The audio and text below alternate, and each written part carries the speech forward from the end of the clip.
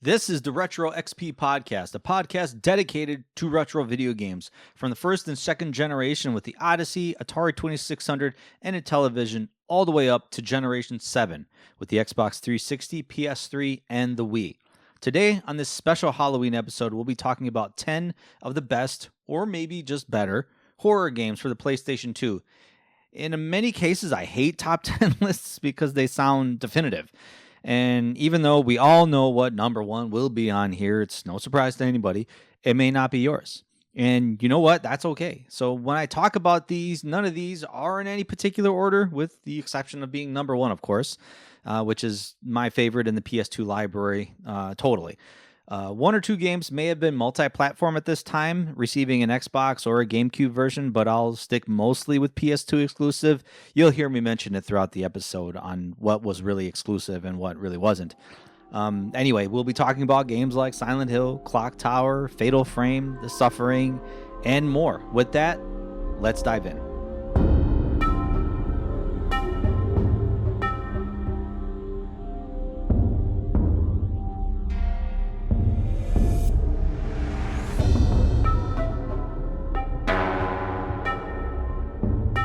Retro XP is now part of the Hair of the Dogcast network, joining the likes of Raw Dogs, Zombie Dogs, Elden Dogs, and of course the flagship Hair of the Dogcast podcast. You'll most likely find me on a few of those podcasts, most notably Zombie Dogs, where all we talk about is the Resident Evil series. It's such a fun podcast that I'm on. I really enjoy being on it.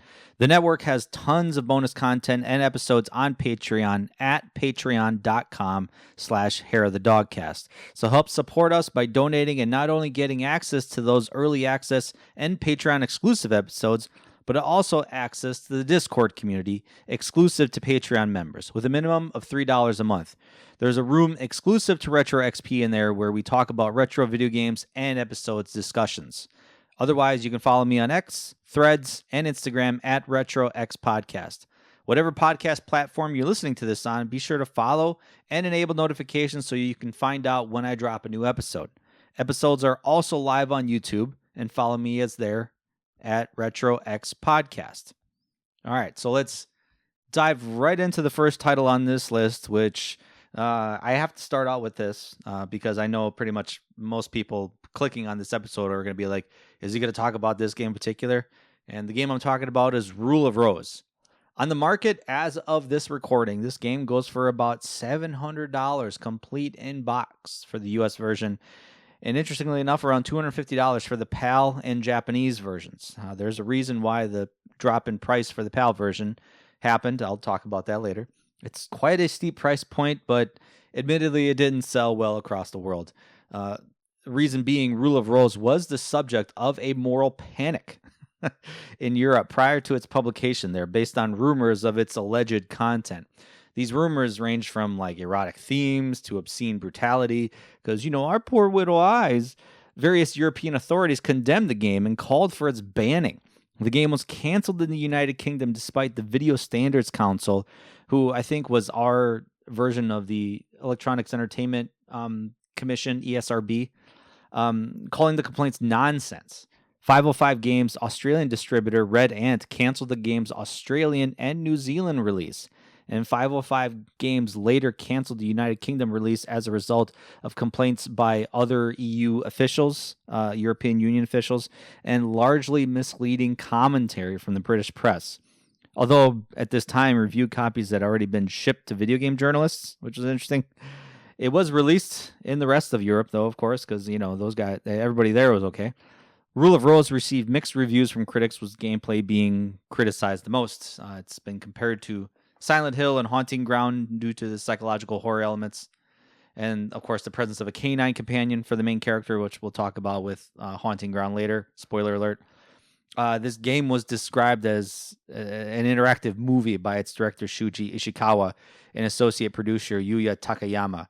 The narrative role of Rule of Rose centers on the traumatic childhood memories of Jennifer, who is an ordinary vulnerable girl, which is a theme. It's going to be a theme for a lot of these games that you're going to hear. These memories sometimes manifest in very exaggerated ways. It is a survival horror game, which the player guides Jennifer through exploring the game environments and advances the plot by accomplishing tasks while sporadically encountering enemies and bosses. It's set in Britain in 1930, and it revolves around Jennifer, who's trapped in a world dominated by young girls who have formed a social hierarchy known as the Red Crayon Aristocrats. That's an interesting name. It starts out with Jennifer being given an unfinished storybook by a mysterious boy on a bus ride. And then when he runs away, she follows him to a dilapidated rose garden orphanage. Then she finds a dog collar in a shed and witnesses mass children beating a bloody sack. She infiltrates the orphanage and then obviously gets captured by a boy who introduces himself as the Prince of the Red Rose. She's then made the lowest member of the Red Rose aristocracy. Yeah, that's it. Who requires monthly gifts as tithes for the prince and princess of the Red Rose, with failure leading to humiliation or sacrifice to a being called the Stray Dog. This is a very interesting storyline. During the game, she befriends other lower class members and gradually recalls an oath she had made as the experiences of Jennifer reflect the storybooks throughout the game. I've never played this game myself ever. This is pretty much from what I've seen of the video and what I've heard from other people who have talked about it. It's pretty much like a third-person, tank-controlled survival horror type of game. The game is centered around melee combat, and honestly, most of the time you're avoiding enemies rather than fighting them. Like I said earlier, at this time during this era, early 2000s, horror games where you're playing as a timid young woman was pretty much all the rage at this time. The reason being because, I guess timid young women were a little bit more vulnerable. They're not scared big, they're not like overpowered big beefcakes running around in horror-filled environments. Action games featuring big burly dudes, with big weapons. It's not really scary. You want to feel vulnerable. You want to feel scared in a lot of these horror games. And admittedly, that was the theme in a lot of movies at the time. So, this obviously transcended into video games at this time. Now, interestingly enough about this game, hundreds of previously lost PAL version copies, PAL being the European copies, of Rule of Rose was unearthed in early September 2024. Purporting to be unsealed and kept in storage in Italy for nearly 2 decades. These PAL version copies of the game were immediately put back into circulation among private collectors either interested in playing the game or collecting due to its rarity and reputation. Keep in mind, this game barely even released in Europe, and it didn't sell well as a result of that. The copies in question are said to have been part of the original 2006 production run that was going to be sold in the United Kingdom prior to its banning from British store shelves amidst that controversy I talked about. An estimated 309 copies were reported to have been for sale on eBay, so that's the reason why the price drop tanked almost in Europe. Still pretty damn expensive here in America, unfortunately. So if you're thinking about actually picking up a PAL version, just keep in mind PlayStation 2 is not region-free. So you're going to have to buy a European or even a Japanese PlayStation 2. Next on our list is Clock Tower 3. Clock Tower is a survival horror video game co-produced by Capcom and Sunsoft for the PlayStation 2. This was released in 2002, and it's the 4th installment in the Clock Tower series, even though it's 3. Anyway, and the first and only video game directed by Japanese film director Kinji Fukasaku. I admittedly I didn't do any research on what he did, but I gotta imagine his bread and butter was maybe in the horror franchises of movies. Maybe, I don't know. Please tell me out there if you're listening. The plot and characters have very little relation to the previous Clock Tower games, so this is a brand new kind of game, brand new story. The story follows 14-year-old Alyssa Hamilton. Very, very Western name, who is part of a family lineage of female warriors who travel through time to defeat evil spirits. Alyssa travels from her time in 2003 London to the 1940s and 1960s in order to defeat these, quote, entities and bring peace to troubled souls. This game, complete in box, goes for about $76 as of this recording, so not as bad as Rule of Rose. Nice, interestingly enough. It's the first game in the series to incorporate direct control over the protagonist, as opposed to the point-and-click gameplay used in the previous games. And I want to say I think Clock Tower 2 was a little bit like that as well, although I think it was A little bit different than the previous Clock Tower game, where it's like I think it initially came out on the computers where it was like complete side scrolling. Um, to progress through the game, the player must find items to unlock new areas, solve puzzles, flee and hide from enemies, which they call subordinates in this game.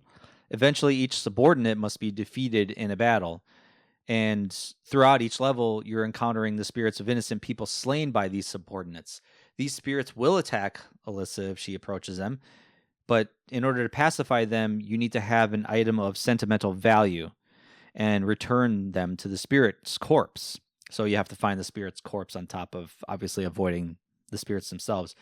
And the interesting gameplay mechanic with this is Alyssa has a panic meter visible on the screen. And if she is scared by a subordinate, attacked by a spirit, or simply frightened by her surroundings, this meter will begin to rise. And if it fills, she enters panic mode.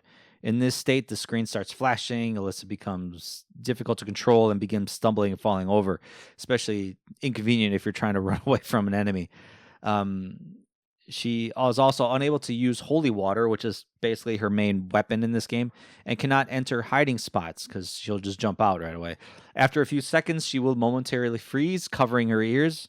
Panic mode only lasts for a certain amount of time, and its duration can be reduced by using lavender water in your inventory. However, during this time in panic mode, if she's hit by a subordinate, she will just die instantly. So the majority of each level, each encounter, she's basically being confronted by this subordinate.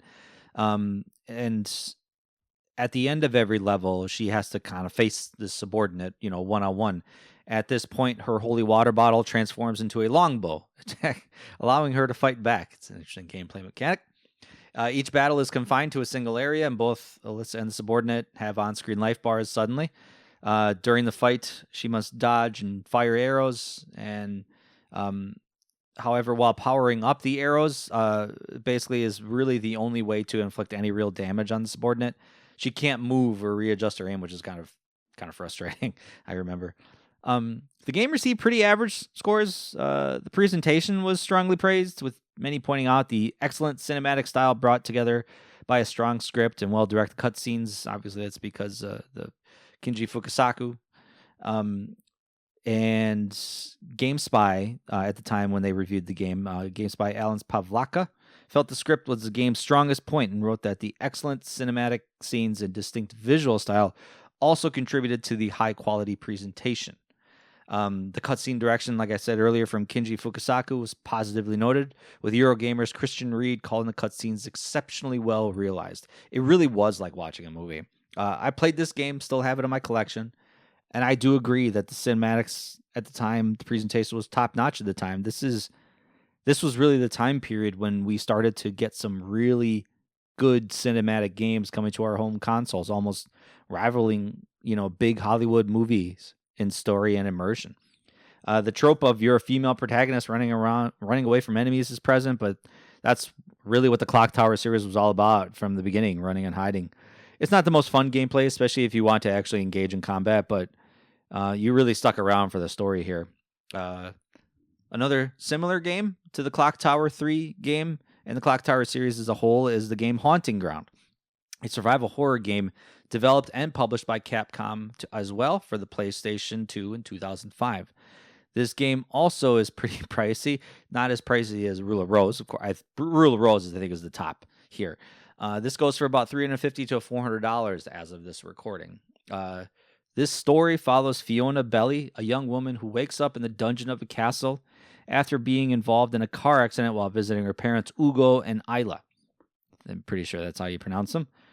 Fiona alone wakes in a cage in the dungeon of a castle. Her memories of the incident are hazy. She looks like the cage when she wakes up, the cage that she was kept in prison for. It's been left unlocked, which is interesting. So she only has a sheet on. She basically steps out and, changes into her clothes, and she begins searching for answers and a way out of the castle. Soon afterwards, she befriends a white shepherd dog named Huey. As Fiona begins to unravel the mystery in which she finds herself, she learns that she is the carrier of the Azoth, which is an alchemic element, which for unknown reasons is being sought by Ricardo, the castle's keeper.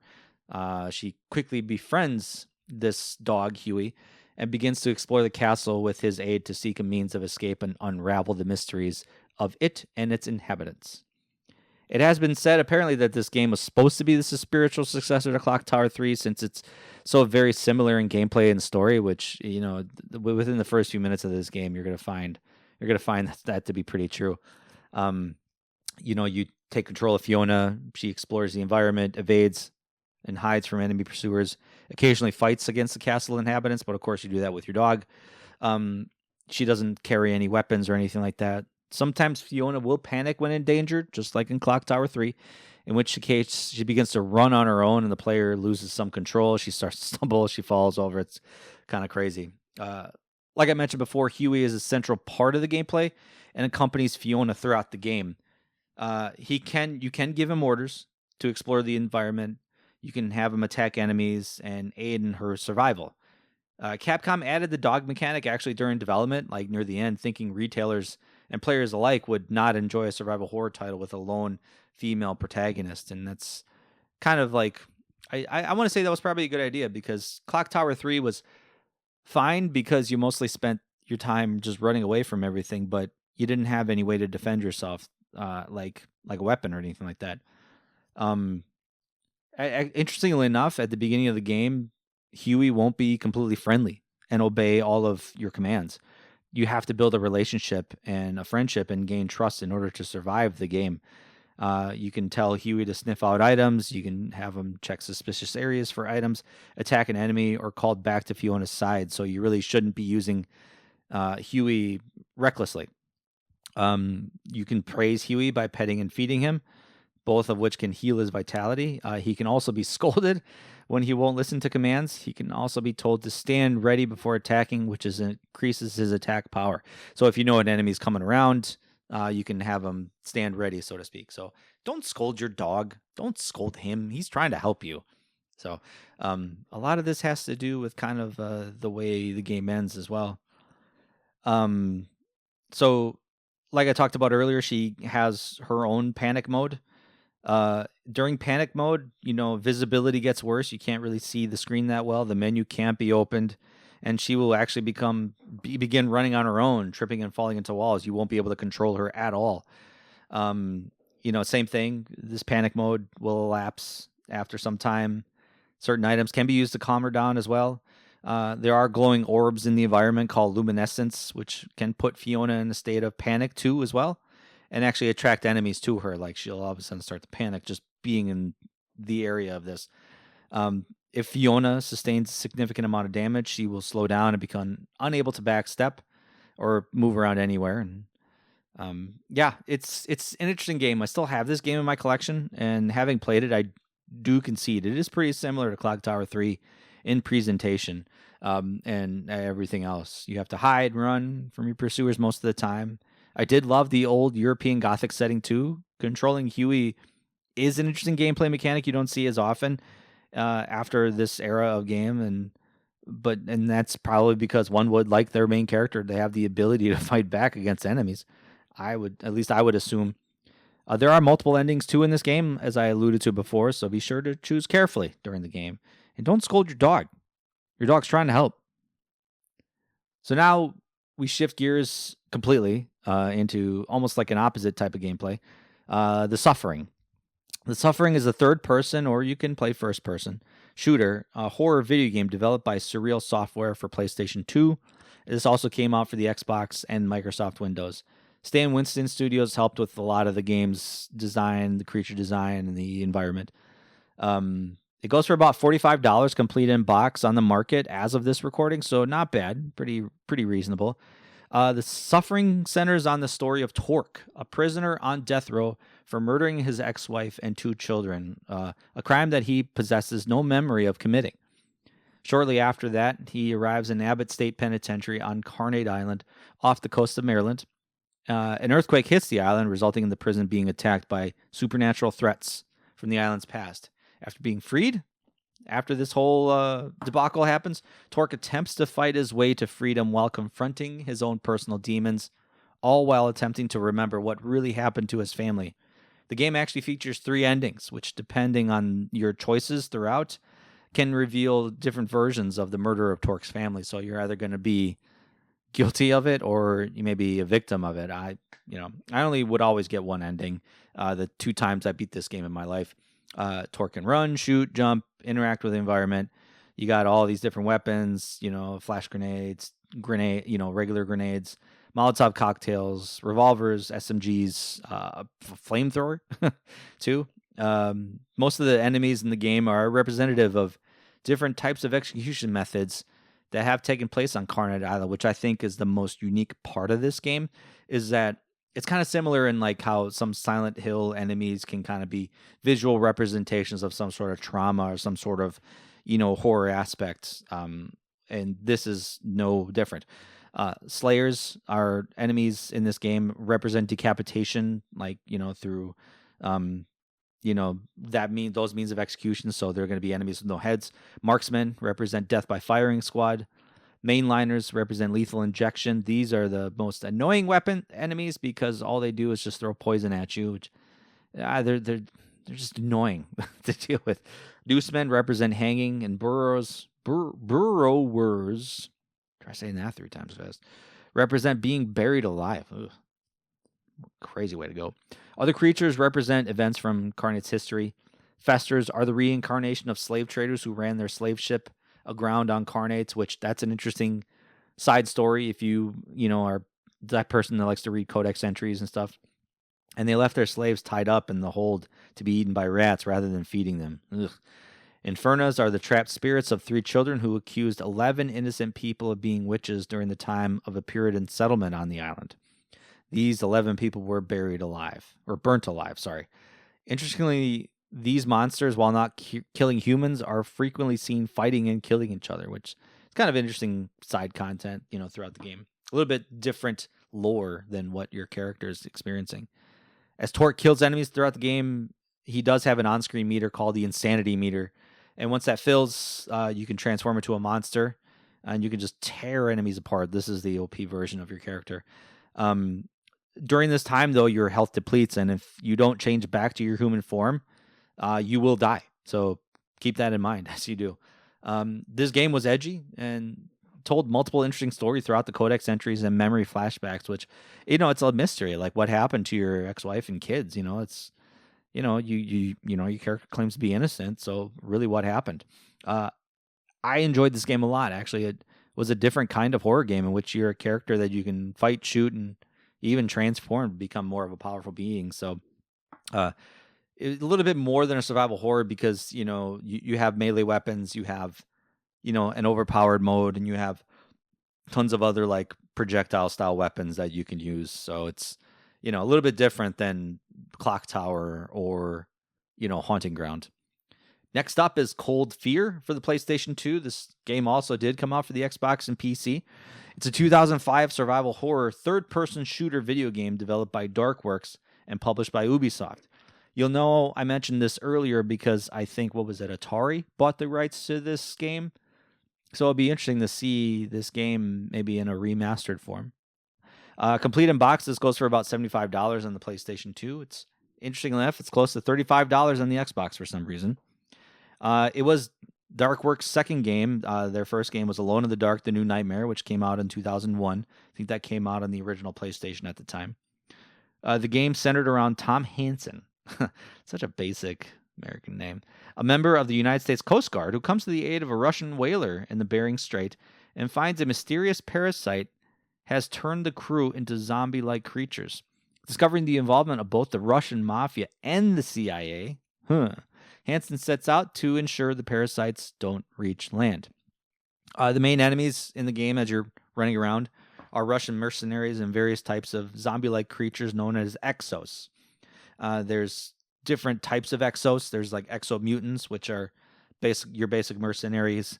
Exoshades, which are creatures that can see in the dark. Exospecters they turn transparent for brief periods of time, which are admittedly annoying.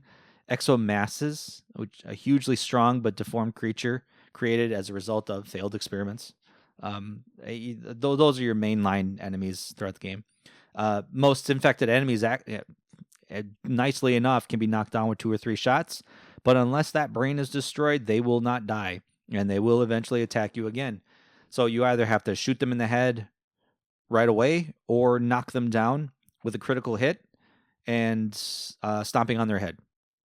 If an enemy gets close to Hansen, you can actually perform this critical hit by pressing a combination of buttons, which is kind of annoying. But just don't let enemies get close to you.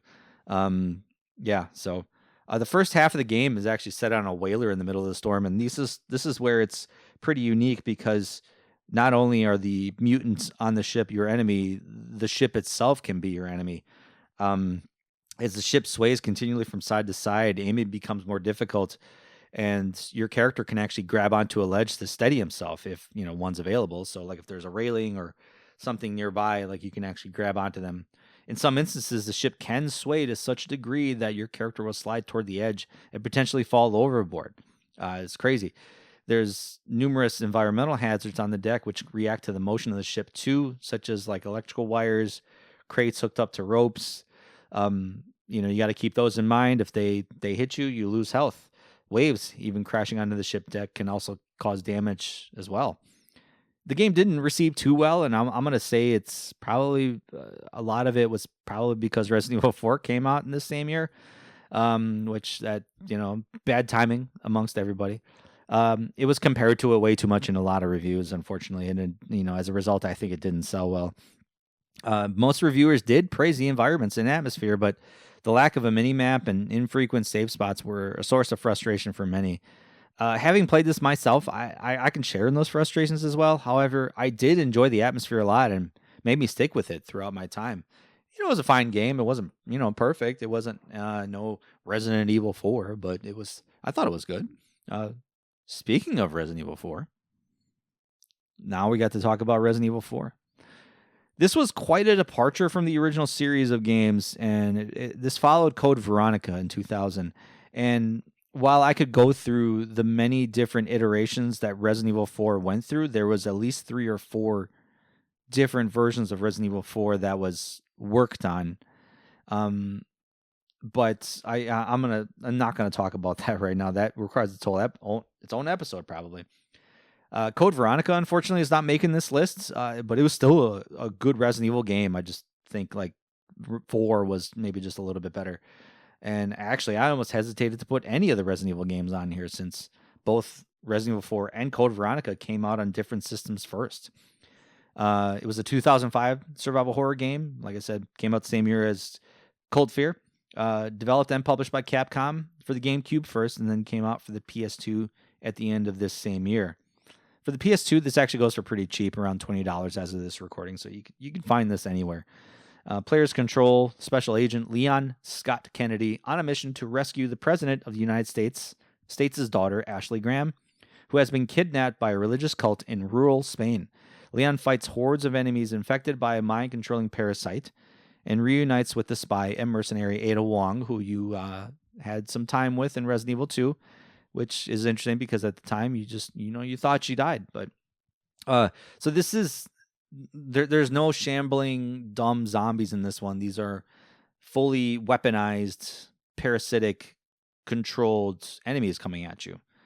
In a departure from the fixed camera angle and slower gameplay of previous Resident Evil games, 4 features a dynamic camera system and action-oriented gameplay, and I would say this camera system really paved the way for third-person action-adventure games from here on out. Interestingly enough, development of this game began for the PlayStation 2 in 1999. 4 versions, like I mentioned earlier, 4 versions were discarded. The first version was directed by Hideki Kamiya, but series creator Shinji Mikami felt it was too great of a departure from the previous games, so they just spun it off to make Devil May Cry, which was interesting. That came out in 2001. Other versions were scrapped until Mikami took directorial duties for what became the final version. He came in and said, I'm taking over this game. The game was announced as part of the Capcom 5, a collaboration between Capcom and Nintendo to create 5 exclusives for the GameCube. I think 3 of those were Resident Evil games. Departing significantly from the series' previous games, like I mentioned before, the gameplay focuses on action and shootouts with fewer survival horror elements. The camera is behind Leon and zooms in for an over-the-shoulder view when aiming a weapon, or a first-person view when aiming like a sniper rifle or something like that. So it was still kind of like tank control-y, but not like what you remembered from the previous games. There's no crosshairs for the firearms. Instead, every firearm is a laser sight, so as long as you're good at seeing red, this is how you aim. Unlike previous games where players can only shoot straight, you have more options now. Shots to the legs can actually cause enemies to stumble, and shots to the arms can actually make them drop their weapons. You can also shoot down projectiles like thrown axes or scythes. So you can, if someone throws an enemy or a weapon at you, you can actually shoot them out of the ground, which is pretty cool. The game also popularized, whether you like it or not, quick time events, in which the player must press buttons indicated on screen to execute actions such as dodging a falling boulder. You have to tap this multiple times. I remember the first time this happened, I'm like, what are you telling me to do? Or wrestling an enemy to stay alive. These are often incorporated into the game's many boss fights too as well. Most notably the Krauser knife fight, which is such a good fight. In which the player must avoid instant kill attacks, and you can also dodge a lot of those movements too. Like I said, a lot of people have differing opinions on these quick time events. Some of them were overkill in later games. Some of them, utilize them in the most inappropriate ways. Looking at you, God of War. After the events of Resident Evil 2, Leon, like I said earlier, becomes an agent of the U.S. government, and he travels to this rural village where he encounters these villagers, and these villagers were once simple farmers until becoming infected by mind-controlling parasites known as the Las Plagas. So it's a little bit different. This was at the time when Umbrella had basically ceased to exist at this point, and now it's this new virus, this new parasite that, I'm pretty sure Umbrella has some dealings in here. Both versions, the GameCube and the PS2 version, scored 96 out of 100 on Metacritic, basically, which indicates universal acclaim. Everybody loves this damn game that played it.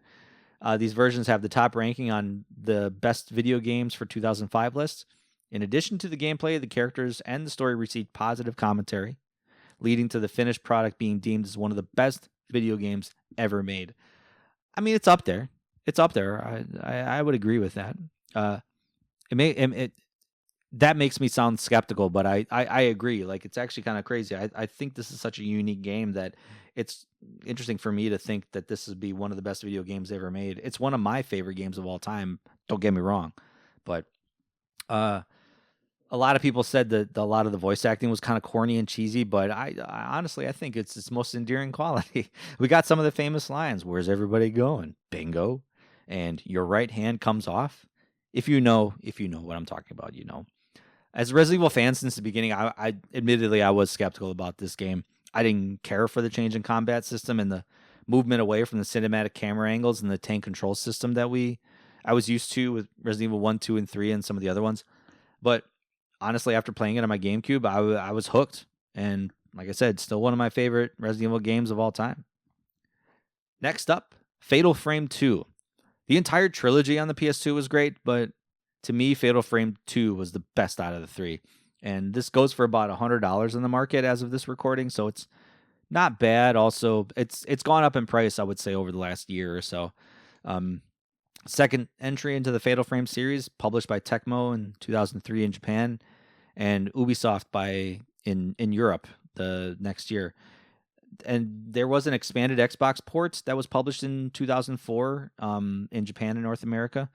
And the story follows sisters Mio and Mayu Amakura as they are trapped in a ghost-filled village. You just happen to find yourself in a ghost-filled village, just wandering around in a forest.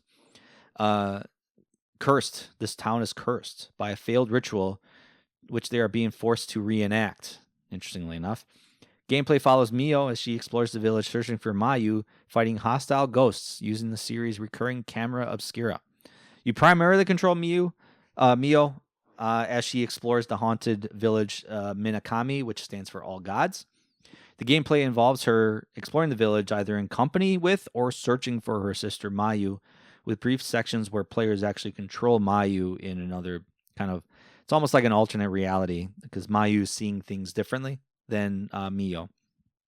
The village is explored from a third-person camera perspective, with views switching to first person when you need to use the camera obscura, which is your main weapon. You have to explore the village, solve puzzles by photographing objects, which may lead you to other parts of the village to solve certain things, and entering combat with ghosts. And I use combat in a most loose term. These ghosts are indicated with a filament. So you pull up the camera, and then you get this filament around you. A blue light shows friendly ghosts, which when a ghost pops up on screen, you could take a picture and it could be photographed as a collectible. Hostile ghosts basically, come up with a red filament. Basically, you have to use your camera obscura, taking pictures, dealing damage, and requiring the player to keep ghosts in frame. And interestingly enough, you have to be, the best times the most damage that you can inflict on these ghosts are usually when they're in mid attack or when they're really close to you. So it's almost terrifying because you're like trying to time it right and you're letting them get closer and closer to you. It's crazy. In the years since its release, several websites have included it on its rankings of one of the scariest video games ever made. Writing for Ars Technica, an article on that type, Ben Kuchera cited its use of atmosphere and the camera-based gameplay as keeping the player on edge throughout the experience, and I can attest to that. Video game writer and director Neil Druckmann, who's made basically The Last of Us games and Uncharted games, mentioned the gameplay positively in an interview in 2014, describing it as the scariest kind of experience in any medium. That's high praise. In a Game Informer article highlighting developers' horror game choices, Fatal Frame 2 was chosen as one of the scariest games around by multiple other Western developers, including developers from Naughty Dog and Insomniac Games. We do know, which is interesting that they chose this one, there's a full-on remake happening with this game, which is slated to come out in 2026. And I shouldn't say interestingly enough because obviously it's been lauded as one of the better Fatal Frame games ever to have come out. And as I've stated before, this is my favorite game in the series, and I just recently played it a couple weeks ago. Its horror really stands up to this day with its really eerie setting and scary as hell atmospheric music and sounds in the background. It's freaky. Every time a ghost apparition starts to make its way toward me during the game, I get such crazy goosebumps just waiting. Just the sound effects. The ghosts are talking to you in this weird way, and then you get, it's like I'm getting goosebumps right now just actually thinking about those moments. It really still stands out as one of the best horror games to this day. Speaking of, we got to talk about Silent Hill 3. Crazily enough, this goes for about $230 in the market as of this recording, and it just keeps going up and up. I want to say over the last few years, the Silent Hill 2 games have been going up in price a lot. I would say it definitely hit after Konami came out to say we're revitalizing the Silent Hill franchise. I think it was 4 years ago or something like that. They had like a Silent Hill Direct where they said, hey, we're making new Silent Hill games. There's a new Silent Hill movie and we're remaking 2. What do you guys think of that? And Silent Hill fans rejoiced. This is a 2003 survival horror game developed by Team Silent, a group within Konami. It was published by Konami for the PlayStation 2. It's the third installment in the Silent Hill series and a direct sequel to the first Silent Hill game. And it follows Heather Mason, a teenager who becomes entangled in the machinations of the town's cult, which seeks to revive a malevolent deity. The player, you take control of Heather. You awaken from a nightmare in a shopping mall, which it was such a great way to open the game up. Is basically you start the game and you're thrust in this nightmare obscure theme park, and it's just like you're like, what the hell is happening? This is what we're This is what we're doing. This is where we're going right now, right away from the beginning. It's crazy. You wake from this nightmare and you try to return home to your father while navigating environments that switch between reality and the other world for some reason. A bloodier supernatural alternate world, which what the other world refers to. Before she can leave the mall and return home to her father, who is Harry Mason, the main protagonist of the first game, Private Detective Douglas Cartland confronts her, claiming to have information about her birth. And he's 50-something years old. I remember that line. Or 40-something years old, I forget. I'm 40-something years old. That was it. Heather evades him and discovers that the mall is mostly abandoned except for these monsters, interestingly enough. In the back rooms, she encounters Claudia, a mysterious woman who hints that Heather will be instrumental in bringing about paradise on Earth. Man, she's so freaky in this game. Gameplay in Silent Hill 3 resembles closely that of its two predecessors, set in the third-person view and divided amongst elements of combat, exploration, puzzle solving. And Silent Hill did it really well because you can actually change the difficulty of the puzzle solving elements. Like, for example, if you can change it from medium to hard. One of the puzzles in the game I remember was simple pattern recognition of, like, almost like a Simon Says thing, while the hard difficulty level version of the same puzzle requires knowledge of Shakespeare's plays to solve, which is, man, it's not like you can just, at 2003, you could just look that shit up right away. Positive reactions were given to the general horror and atmosphere of the game, including a lot of, quote, truly horrific sections. God, it was so, I mean, they dialed it up 100%. It packs some genuine scares, and the feeling of eeriness and doom is almost overwhelming. The story is told as part of the atmosphere, was also received positively, making for a satisfying, coherent sequel, although its status as such meant that it may be a little tough for people to follow who haven't played the first game, which is, it's interesting by sequel standards because you would think this would just follow the story of 2, but it really didn't. Like I said, it may be tough for people to follow who haven't played the first game, despite a laudable effort to help people catch up. In addition, the graphics and audio and the production values were all credited with adding positively to the atmosphere, and I can totally stand by that. This game was scary as hell. Akira Yamaoka is the prolific music composer for most of the Silent Hill games, and I would actually argue that it's not a real Silent Hill game unless he's part of it. It doesn't do much to change the gameplay compared to the previous titles, but it still stands out as one of the best. I still go back every now and then to play this one, and I love Heather's character as a teenage girl with teenage girl attitude, wondering what the hell is going on around her. This game did get a loose movie adaptation called Silent Hill Revelations, and I don't recommend it. We're almost there. Next one is a unique one, Siren, a 2003 survival horror stealth game developed and published by Sony Computer Entertainment for the PlayStation 2. It was originally released in Japan in November 2003 and other regions between March and April of that following year. Right now, this actually goes for about $68 on the market as of this recording, so not bad.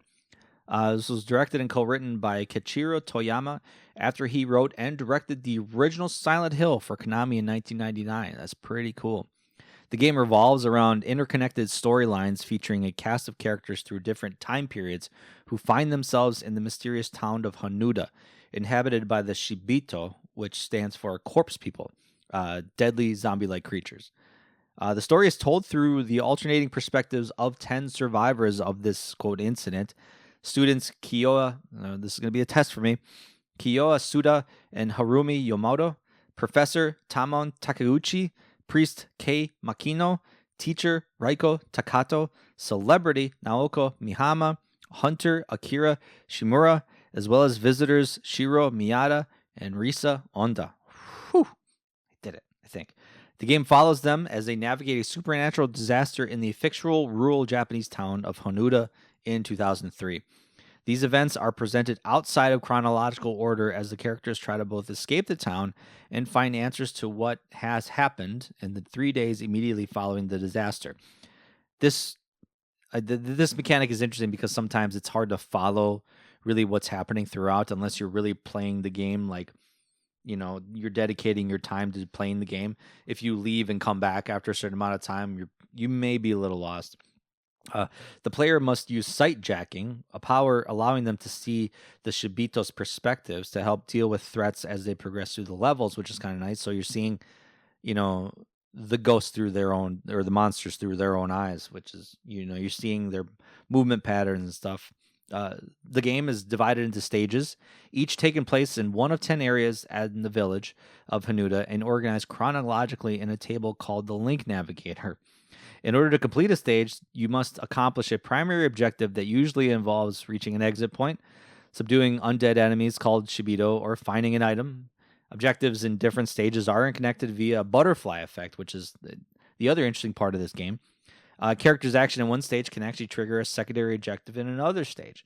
And there's tons of random items scattered throughout each stage that give the player further insight into the plot's background. And you can catalog these and view these at any time during the game. You don't have to be the character to see the items. Um, yeah, I mean, the game got average scores, unfortunately, but it's known to be a cult classic amongst the fan base. It was praised for the horror, atmosphere, and story, but of course, it was also lauded for its trial and error gameplay. There was a lot of moments where, the modes in the game were so interconnected that it's like you keep dying, and then it's like, okay, I gotta try that again. Let me try this. Let me try that, and you either love or hate that game mechanic. But that was what we had at the time. Me personally, I love this game. Admittedly, at the time I bought it, I got the guide for it at the same time, so I wouldn't get lost. I think I bought the game, played it, and I was like, "No, I'm going to buy the guide." Um, and that significantly helped me a lot through my gameplay. So if you were to play it now, you could probably just Google a walkthrough on your phone. The overall lore of the game kept me engaged, and playing as 10 different characters with different stories really actually intrigued me at the time. It was quite unique at the time. I don't, me personally, I don't think I ever beat it, but it intrigued me enough to kind of keep me in. I don't have this game anymore, and it's actually a little difficult to find at the moment. I don't think it's sold as well. But so it's on my list. Hopefully I'll find it soon. All right, you know what's next, and of course the last game on my list. You've been waiting for this the whole time. Of course, I'm going to talk about Silent Hill 2. It's a 2001 survival horror video game developed by Team Silent, published by Konami for the PlayStation 2. It's the second installment in Silent Hill series, and basically the game centers around James Sunderland, a widower who journeys, and I use that word loosely, who journeys to the town of Silent Hill after receiving a letter from his dead wife. Right now, it's actually going for about $170 in the market, which is crazy. Combat is primarily focused on melee weapons and handguns, shotguns, and rifles. So you're basically running around town. You're killing monsters that way. Running away from most enemies is a choice you can make and actually could alter your game's ending. Hint, hint. Development of the game began in June of 1999, soon after Silent Hill had been completed. Its narrative was actually inspired by the Russian novel Crime and Punishment by Fyodor Dostoevsky, and some of the influences of the game artistic style included the work of film director David Lynch, paintings by Francis Bacon, Andrew Wyeth, and there's so many other different cultural references to history, films, and literature throughout the game as well. Jacob's Ladder, I think, is a really big influence on all the games in the Silent Hill series, especially this one. This was actually an interesting game because, in contrast with the previous title, whose narrative concerned cult activity of the town, Silent Hill 2 focuses directly on the psychology of its characters. In this game, your character needs to find out what really happened to his wife, and that requires you to enter into the, quote, town of Silent Hill. As opposed to the first game where monsters and environments were a real manifestation and everybody could see what was happening, this time the town draws upon the psyche of its visitors and ultimately forms alternative versions of itself, which differs depending on the character. Thus, like, the game acts as more of an internal representation of a person's guilt or demons. A lot of these apparent themes are grief, guilt, punishment, mental illness, loss, love, abuse, and obviously explorations in how all that affects people deep down. This stuff even has prominent focus of symbolism in the monsters, which can seem to be manifested from James's guilty conscience. And I'm going to use that term loosely as well. One major example is, arguably the most iconic villain in all of Silent Hill games, the Pyramid Head, who's a tall, masculine, faceless humanoid figure whose head is concealed by a large pyramid-shaped helmet that is made of just raw, bloody, rusted iron. He wields a large blade called the Great Knife, which he drags across the floor in several encounters with the player. His design, it's freaky just hearing that sound. I can still hear it to this day and just grades on my nerves, His design not only serves to psychologically frighten the player, as the sharp edges of the triangular head were intentionally illustrated to suggest the possibility of pain, quote unquote, according to his creator, Masahiro Ito, who did a lot of the creature design in a lot of the Silent Hill games. But it's also emblematic of many themes of the narrative. You can go online and there's so many different interpretations on who Pyramid Head is and what he represents. And Masahiro Ito a lot of times kind of weighs in on this stuff and says no, no, no, no. So really, honestly, art is the representation of the artist, not what you think it is in many cases. But his Pyramid's Head's appearance and behavior represent the guilt that James has experienced, the retribution that he seeks, and the sexual frustration that he felt while his late wife, Mary, was terminally ill. And this is all why I love this game the most, and still to this day is my favorite horror game of all time. And it'd take a lot to really, take the spot. I mean, a game would really have to do a lot of great things to bump this off my top. And for me, when I first played this game on my PlayStation 2 when it came out, I didn't anticipate how the game was going to end at all. And to be as shocked as I was at it all too as well. I know much of what I talked about already can be considered spoiler territory, but much of how this game is discussed mentions these themes. That's why I was glad to have played it before knowing all this, honestly. And I'm actually really sorry if you haven't played it yet, and if you didn't know about all this until now. But then again, the game came out well over 20 years ago at this point, so if you haven't played it yet, what the hell? Words can't say how much I enjoy this game, and I frequently play it during Halloween a lot. Like I almost play it like once a year, once every other year almost. There is a remake of this game that came out last year in 2024, and I gotta say it's an amazing remake. Real true to the original while doing some things different as well. And different being like adding to it, not changing it just for the sake of changing it. I mean, I would hesitate to say which one you should play first. Although I am biased to say that the original was my favorite, but I can understand for younger gamers out there that may be a tougher sell to play something with on the PlayStation 2 with a little bit more antiquated control schemes. So, I would say experience the original as it was intended, but the remake's really good too. It's really good. So you really can't go wrong either way. So that's my list. I know I missed quite a few. So let me know on my socials on X, Threads, and Instagram at RetroXPodcast. Whatever podcast platform you're listening to this on, be sure to follow and enable notifications so you can find out when I drop a new episode. Episodes are also live on YouTube, and follow me there as well at RetroXPodcast. I also want to thank the Hair of the Dogcast Network for allowing me in their group of shows, and consider contributing to us at Patreon at patreon.com/Hair of the Dogcast. And join the community where you can get early access and exclusive episodes each and every week. Thanks for listening, guys, and enjoy the season.